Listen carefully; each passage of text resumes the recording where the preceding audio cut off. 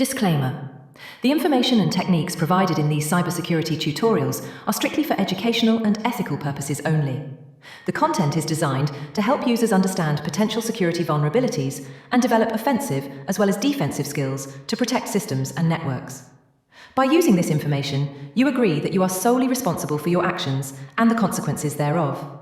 The creators and providers of this content do not condone, encourage, or accept any liability for malicious behavior or any damage, loss of data, or legal action that may result from the misuse of the information provided, including attempting any techniques on systems you do not own or have explicit written permission to test.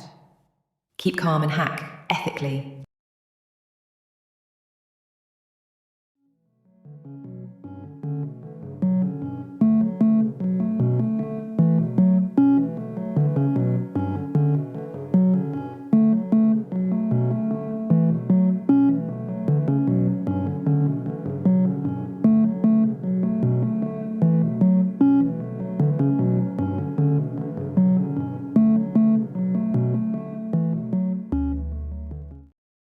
The CVE 2025-68613 vulnerability is a critical flaw in the n8n workflow automation platform that could allow an authenticated user to remotely take over the server.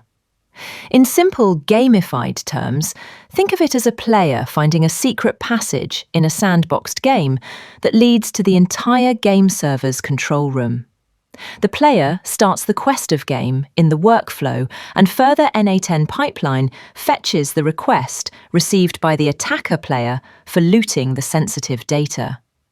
The vulnerable node is the unsecured input, or in technical terms, we call it as expression evaluation system in the workflow, which results in looting the sensitive data. How? Simply by performing remote code execution in the workflow automation request. It is strongly recommended to upgrade with the patched version and perform proper configuration. So, now we will see a small practical demonstration of this vulnerability provided by TryHackMe platform.